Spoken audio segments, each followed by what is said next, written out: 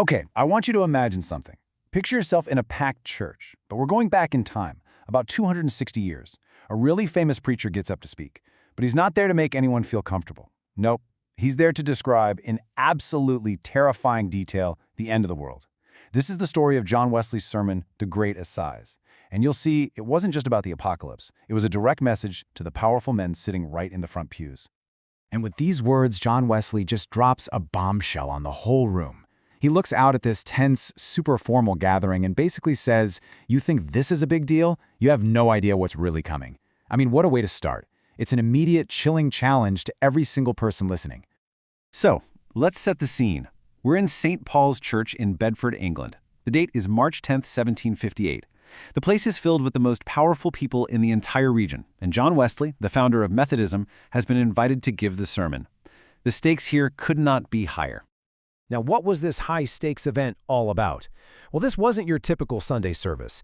This sermon had a very specific, and let me tell you, a very powerful target in mind. So you've got all the key players right there in one room. First, there's Wesley, this passionate, often controversial religious leader. Then you have Sir Edward Clive, a very formal judge of the King's Court. The event itself? It was called the Assizes. Think of it as a traveling high court session. And the audience was literally everyone. The powerful, the poor, the cops, the criminals, all packed in together. And to really get the power of this moment, you've got to understand what the Assizes were. These were huge civic events. A judge would roll into town with trumpets and all this ceremony, holding the literal power of life and death over people. The atmosphere in that room was all about ultimate human authority and judgment. But Wesley, he takes this whole scene of earthly power and just flips it completely on its head. He uses it as a brilliant metaphor for something infinitely bigger, a great cosmic courtroom. And this is where Wesley's genius really shines. He builds this powerful analogy. He's basically saying, you see this human judge in his fancy robes? Well, one day, we are all going to stand before an eternal judge. You think the evidence presented here is important? In that final court, every single secret thought you've ever had will be revealed.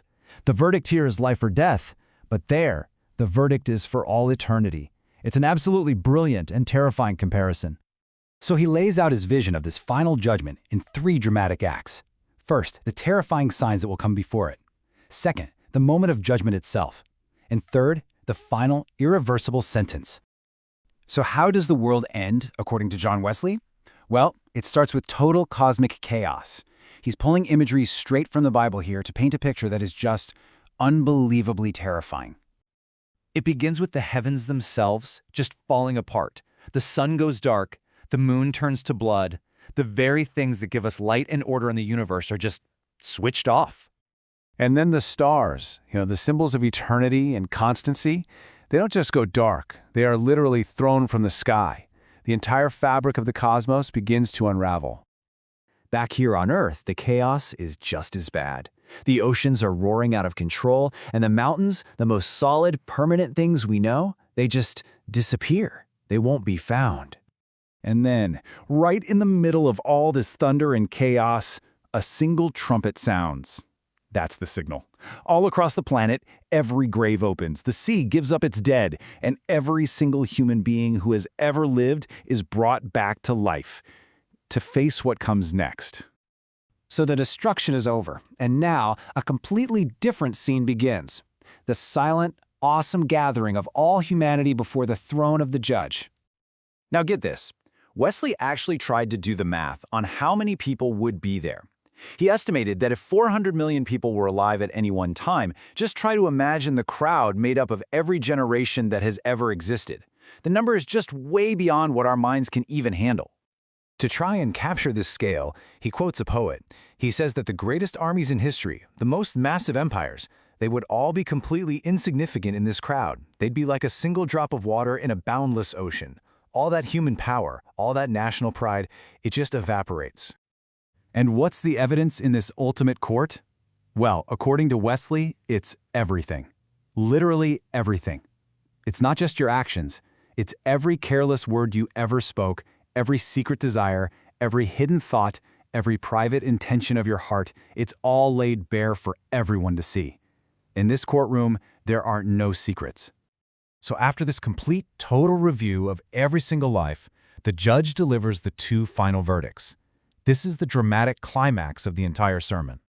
And here they are, the two final, unchangeable outcomes.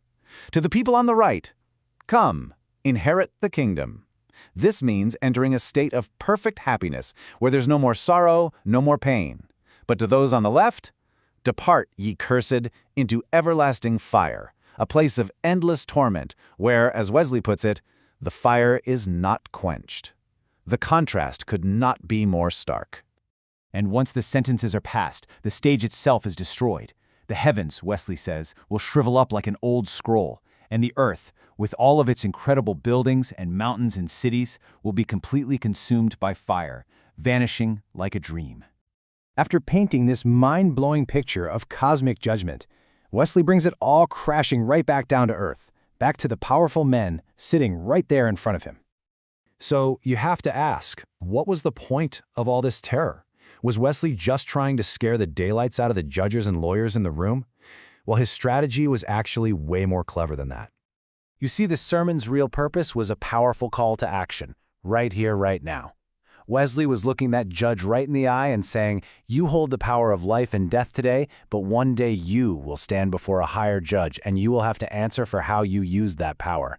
It was a massive warning against corruption, a plea for mercy, and a radical call for moral accountability for everyone, especially those at the top. And Wesley ends his sermon with this haunting question. He's asking his audience, but he's also asking us, knowing that this ultimate moment of accountability is coming, how should we be living our lives right now? It's a question that still echoes from that little church in 1758, and it challenges every one of us to think about justice, power, and what our own actions really mean.